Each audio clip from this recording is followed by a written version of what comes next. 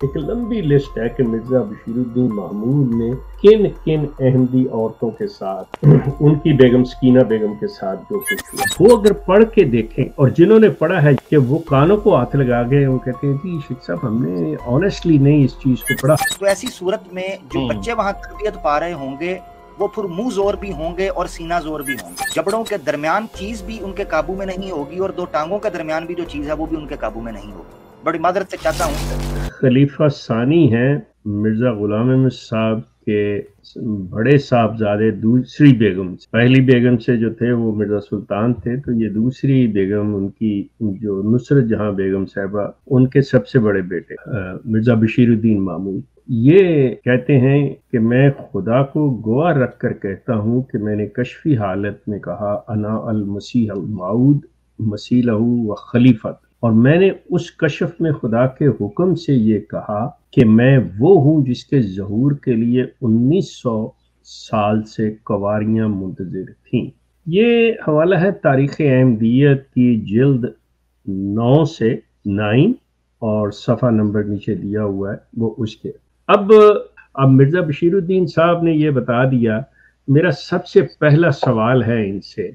کہ آپ کوئی جو 1900 سال سے آپ کہہ رہی ہیں کہ قواریاں منتظر تھیں، کیا اللہ تعالیٰ یہ مطلب اس قسم کے مسلم موعود اور مسیح موعود یا اتنے نیک پارسا بقول شخصے کے جو لوگ مابوس کرتا ہے بھیجتا ہے، وہ صرف قواریوں کے لیے بھیجتا ہے، صرف لڑکیوں کے لیے بھیجتا ہے؟ مطلب ان کا کوئی کام نہیں ہے نوع انسانی کے لیے؟ جبکہ اس کی کتاب جو ہے، جو فائنل چیپٹر ہے قرآن کی شکل میں، اس میں تو ہر لحاظ سے نوع انسانی کی بات کی گئی ہے. اللہ تعالیٰ نے اپنی ربوبیت کی بات کی ہوئی ہے. اس نے ابتدا ہی اسی سے کیا ہے کہ رب العالمین سے. لیکن ان کے دماغ پہ اتنی عورت سوار ہے، چاہے باپ ہو یا بیٹا.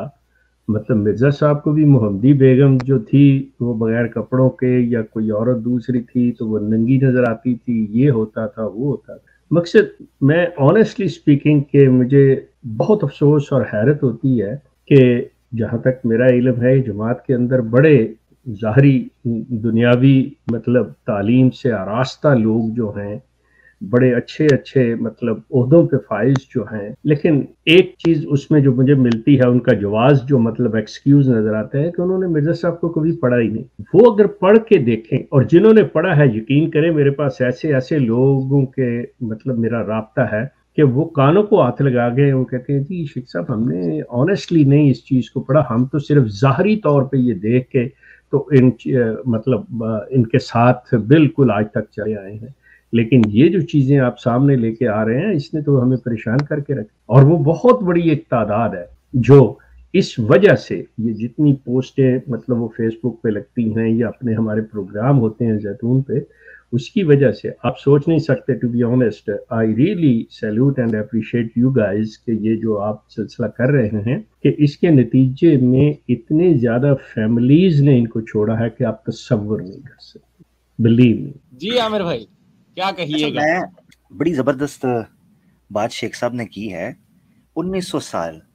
بھئی سوال یہ اٹھتا ہے کہ اگر تو یہ کہیں کہ نبی کا انتظار ہو رہا تھا تو وہ تو 1300 سال پہلے مرزا صاحب کے بقول گزرے. ٹھیک ہے، یہ 1900 سال سے قواریاں کس چیز کا انتظار کر رہی تھیں؟ اصل میں شیخ صاحب یہ جو بشیر الدین محمود احمد میاں صاحب تھے، خلیفہ ثانی صاحب، مصلح موعود المعروف جن کا دعویٰ ہے،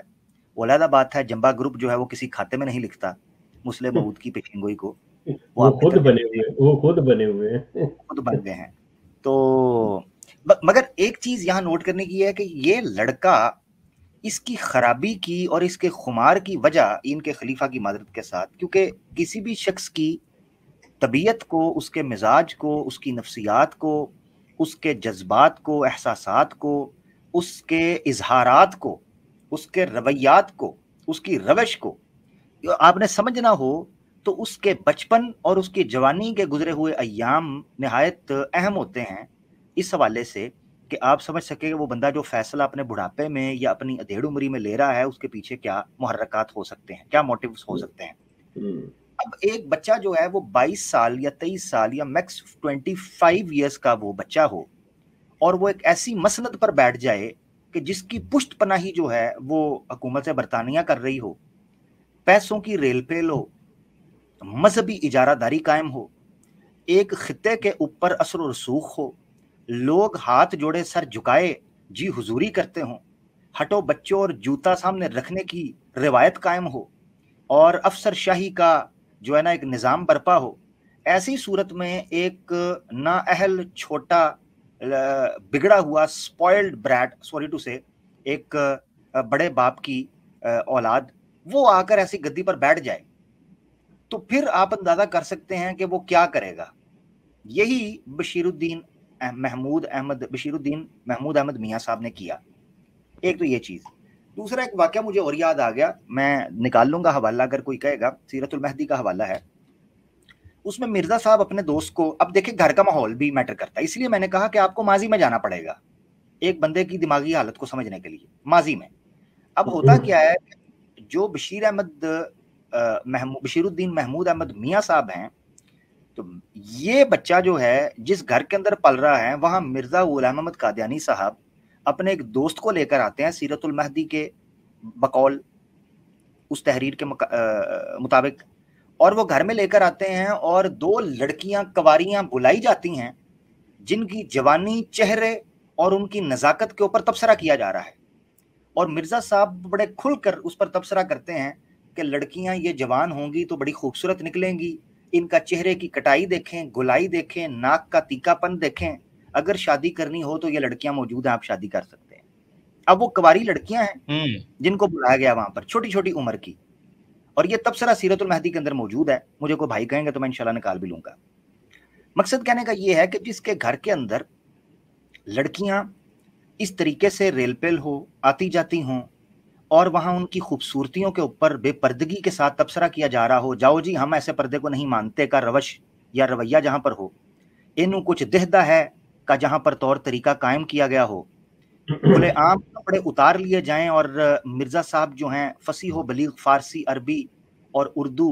اور ایون انگلش کے جو دل میں آئے بولتے چلے جائیں، الہامات کی بوچھاڑ کر رہے ہوں، اور سرعت الہام اور احتلام، میں معذرت چاہتا ہوں، سرعت الہام کی وجہ سے وہاں پر معاملہ دگرگوں ہو چکے ہوں، تو ایسی صورت میں جو بچے وہاں تربیت پا رہے ہوں گے وہ پھر منہ زور بھی ہوں گے اور سینہ زور بھی ہوں گے، وہ جبڑوں کے درمیان چیز بھی ان کے قابو میں نہیں ہوگی، اور 2 ٹانگوں کے درمیان بھی جو چیز ہے وہ بھی ان کے قابو میں نہیں ہوگی۔ بڑی معذرت سے چاہتا ہوں کیونکہ یہ الفاظ حدیث کے ہیں تو پارلیمانی ہیں، ٹھیک ہے، ان کے قابو میں یہ دونوں چیزیں نہیں رہیں گی۔ میری گزارش تھی کہ احمدی دوست کبھی اپنے خلفاء کے اوپر، جن کو انہوں نے خلفاء کہا ہے، یہ ایسے ہی لوگ ہیں کہ جن کو ڈرائیونگ لائسنس تو ہے پر گاڑی کوئی نہیں پاس، ٹھیک ہے جی، تو خلفاء آپ نے بنا دیا ہے، سلطنت کوئی نہیں پاس، ٹھیک ہے جی، وہ چند مردہ ضمیر اور مردہ دلوں پر اور جھکے ہوئے سروں پر اور ایمان فروشوں پر اور جناب بکاؤ غلاموں کے اوپر حکومت کر رہے ہیں،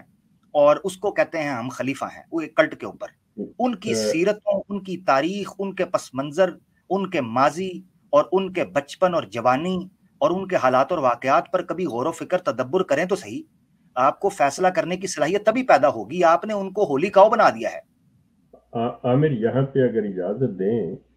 تو آپ نے بڑی ایک خوبصورت بات کی ہے کہ جس ماحول میں ان کے خلفاء جو ہیں وہ پروان چڑھے ہیں، اور جو ان کو ایک ایسی گراؤنڈ ملی ہے جس کے اوپر اگر تھوڑا سا بھی غور کیا جائے تو ان کا آج جو رویہ، ہمارے جن لوگوں نے اس پہ غور کیا، تحقیق کی، انہیں نظر آیا اور وہ سامنے رکھا، ان لوگوں کے لیے جو ابھی تک مان رہے ہیں وہ قابل قبول نہیں ہے۔ اس کی وجہ کیا ہے اور وہ کیا ہے، تھوڑا سا اس پہ اگر مجھے اجازت دیں تو میں آپ کی بات کو آگے بڑھا دوں۔ ضرور ضرور، تھینک یو۔ دیکھیں سلسلہ یہ ہے کہ مرزا بشیر الدین محمود جو تھے، جس عمر میں انہوں نے اپنے والد کی گدی سنبھالی ہے اور اس پہ آ کے بیٹھے ہیں، اس پہ مرزا صاحب کی زندگی میں ہی ان کے اوپر یہ الزامات اور یہ سارا کچھ سلسلہ شروع ہو گیا تھا کہ جی یہ اس قسم کی حرکات میں ملوث ہیں۔ اور باقاعدہ طور پہ مرزا صاحب نے اس کی انکوائری بھی بٹھائی، جس کے مطلب کمیشن جو قائم کیا حکیم نور الدین اس میں تھے، لیکن نصرت جہاں بیگم صاحبہ نے مطلب مرزا بشیر الدین محمود کی والدہ نے اس کے اوپر بڑا رول ادا کیا ہوا ہے، جو اصل بیٹے کو خراب کرنے والے میں کہہ سکتا ہوں کہ اگر وہ اصلاح ہو لینے دیتی، وہ درمیان میں نہ آتی، بیٹے کو نہ بچاتی،